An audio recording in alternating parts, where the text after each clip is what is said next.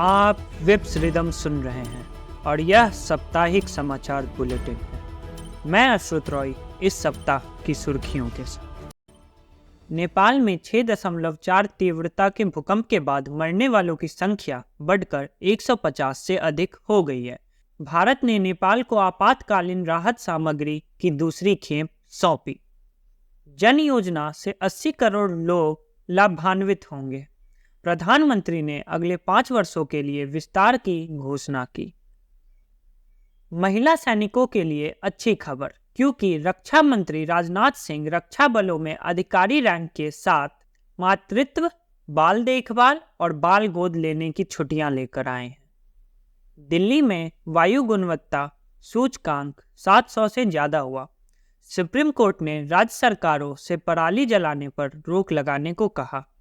राजधानी में अगले हफ्ते से ऑड इवन लागू होगा।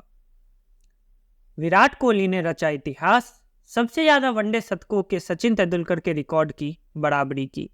आईसीसी क्रिकेट विश्व कप में भारत ने दक्षिण अफ्रीका को 243 रन से हराया। आइए इन सुर्खियों के बारे में विस्तार से जानें।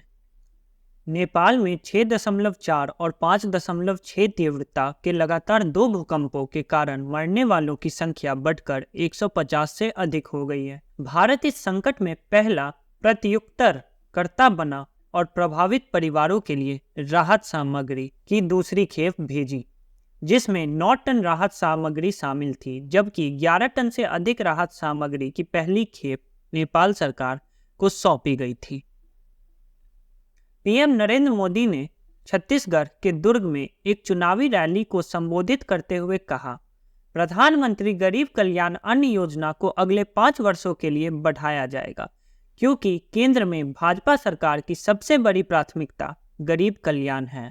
भाजपा सरकार ने प्रधानमंत्री गरीब कल्याण अन्न योजना शुरू की। इस योजना की वजह से आज भी छत्तीसगढ़ के लाखों गरीबों को मुफ्त चावल और चना मिल रहा है।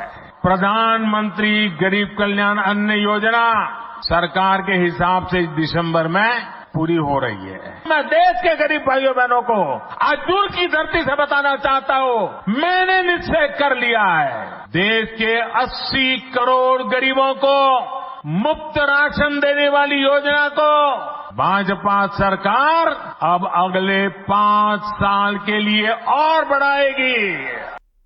इस योजना के तहत देश भर में करीब 80 करोड़ गरीबों को हर महीने 5 किलो मुफ्त अनाज दिया जा रहा है।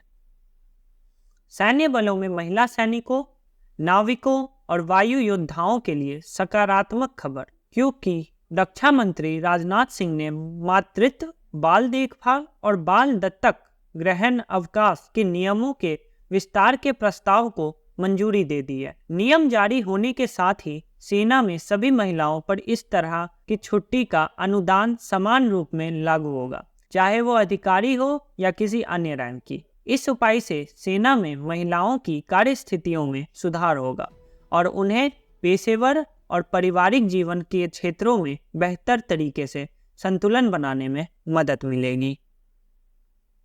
दिल्ली में वायु गुणवत्ता सूचकांक लगातार गंभीर श्रेणी में बना हुआ है। इस पर सुप्रीम कोर्ट ने कहा कि हर समय राजनीतिक लड़ाई नहीं हो सकती और वे चाहते हैं कि पंजाब, दिल्ली, उत्तर प्रदेश और राजस्थान में पराली जलाना बंद हो। Justice SK Kaul, justice Sudhanshu Dhulia और जस्टिस पीके मिश्रा की बेंच ने कहा कि तुरंत कुछ करना होगा। राष्ट्रीय राजधानी में इस महीने की आगामी 13 से 20 तारीख तक ऑड इवन योजना शुरू की जाएगी। दिल्ली के अंदर किसी तरह की कंस्ट्रक्शन डिमोलिशन गतिविधि को छूट नहीं है। सभी पे प्रतिबंध लगाने का आज फैसला हुआ है मीटिंग के अंदर। दिल्ली के अंदर 5वीं क्लास तक के स्कूल 10 तारीख तक बंद किए गए थे। आज बैठक में निर्णय लिया गया है कि 10 तारीख तक अब 6वीं, 7वीं, 8वीं, 9वीं और 11वीं की कक्षाएं भी बंद रहेंगी। दिल्ली के अंदर दिवाली के अगले दिन 13 नवंबर से 20 नवंबर तक 1 हफ्ते का ऑड इवन फार्मूला लागू किया जाएगा। विराट कोहली ने अपना 39वां एक दिवसीय शतक पूरा किया और क्रिकेट के भगवान सचिन तेंदुलकर के एक दिवसीय क्रिकेट में सर्वाधिक शतकों के रिकॉर्ड की बराबरी की।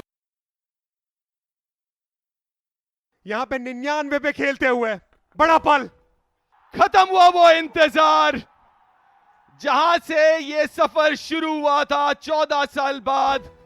49वां शतक विराट कोहली के नाम। इससे बेहतर मौका नहीं होगा, इससे बेहतर दिन नहीं होगा। Happy birthday Virat. 35वां बर्थडे और 49वां शतक।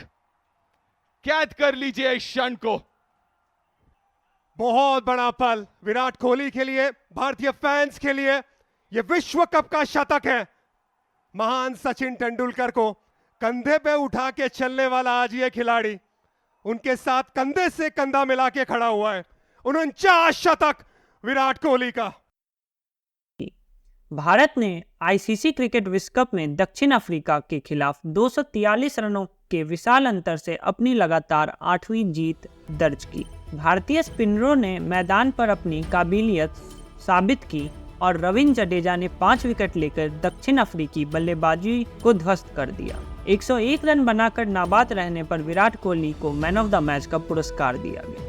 इसी के साथ इस सप्ताह की सुर्खियों की हमारी विस्तृत कवरेज को हम समाप्त करते हैं। हमसे जुड़ने के लिए आपका शुक्रिया। अधिक अपडेट के लिए बने रहें और हम अगले सप्ताह विप्स रिदम के साप्ताहिक समाचार बुलेटिन के एक और संस्करण के साथ वापस आएंगे। आपका दिन शुभ हो।